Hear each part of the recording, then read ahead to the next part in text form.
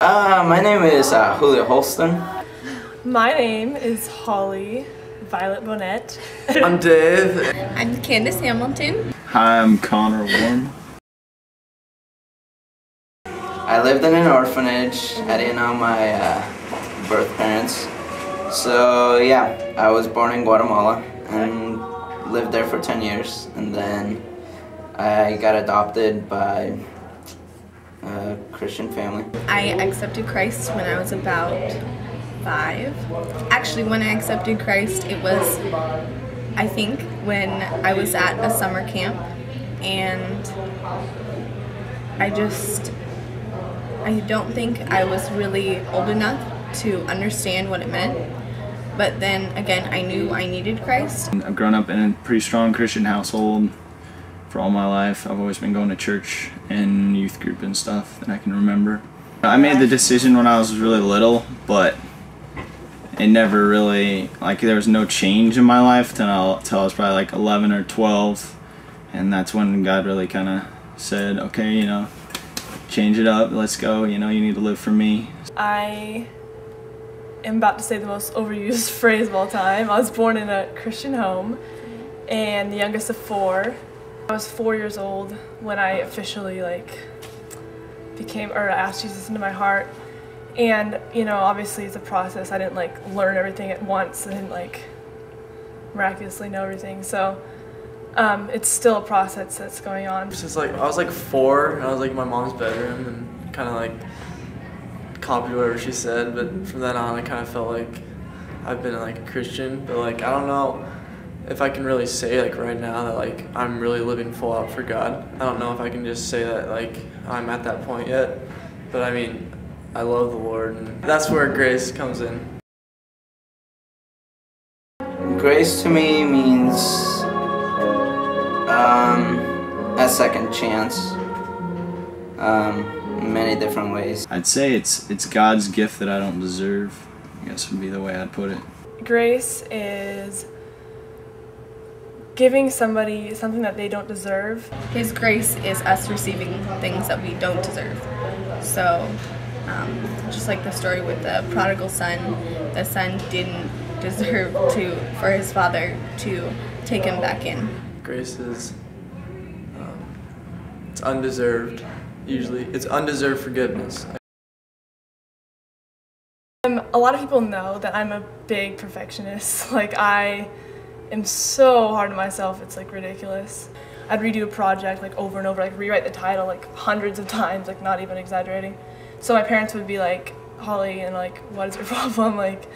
You're trying, you're just trying to be, I don't know, they try to encourage me that it's good enough. I've had a hard time giving myself grace. Words people have said along the way have actually helped me to realize that I need to have grace in myself. I would have nothing without that, because grace is receiving things that I don't deserve. It's every time you sin, you have to go back to God, which would be the father in the story, and he gives me grace and receives me back even though I have sinned, and he forgives me and then forgets about it. And that is amazing that he just forgets about it, because I know somebody commits a sin against me, I have trouble forgiving them sometimes, and then don't exactly forget it for a while. So, wow, it's a big thing.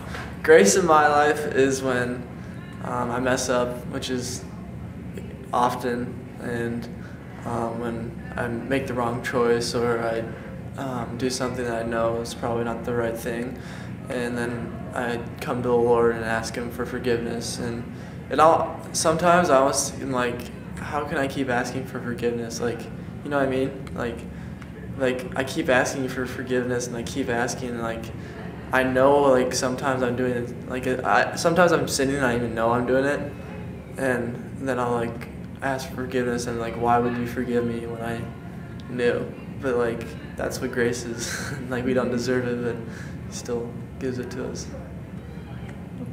In Guatemala, I sort of had a future, but not really, because there, when you're 16, you're practically a man. I wanted to leave because in Guatemala, we hear about America being so great, and everything.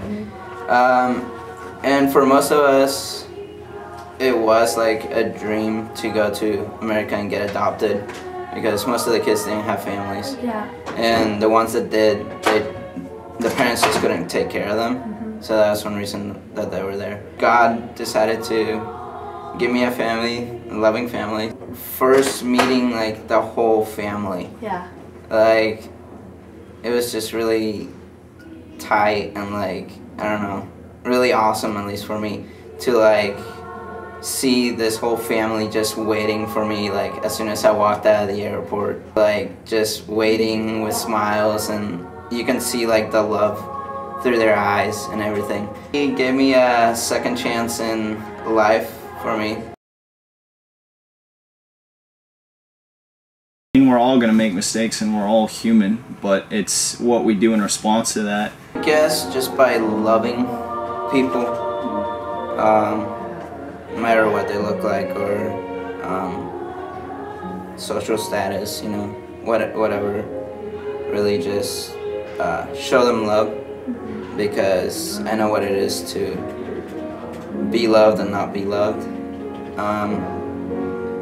So yeah, you know, some kids just go off by themselves, you know, you see them by themselves all the time, and I guess some of them don't feel like they are loved, and I'm just trying in life to like show them a little love, or, you know, it might not seem like much, but just one time it's a lot, and it means a lot to that person. Like when you walk down the hall, you see somebody by themselves, like either you can just walk on and do your own thing, but that's being selfish, that's being centered around yourself. Or, you know, what would Jesus do? Jesus would be right over there, you know, giving him a hug or asking him, what's up, how can I help you? Something like that. Remember what he did for us and how really amazing that is. And he calls each of us by our name, you know, and wants us all to come to him. I'd say the biggest thing is just like letting him control my life, and like Christ died for me, I have to live for him now. So it's a constant, it's like every day, you know, you gotta lay down your life and take up the cross and follow him. I see you hanging there,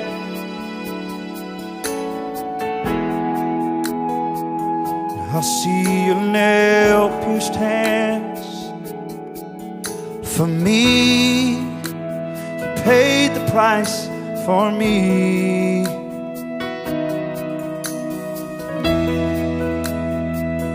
I see your wounded side,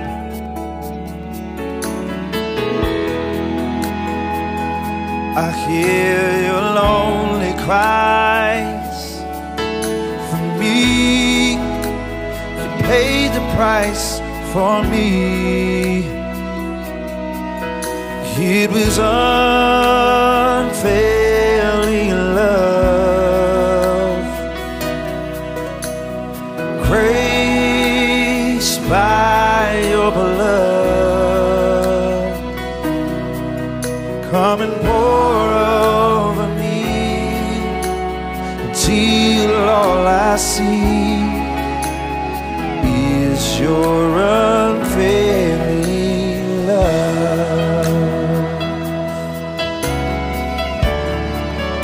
Your unfailing love, Lord.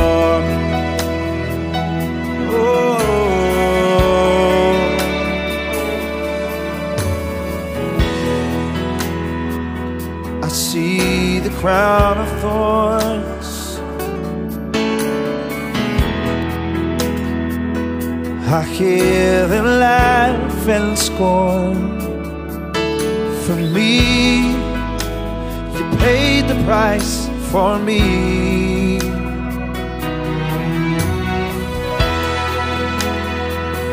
I see your Father's eyes,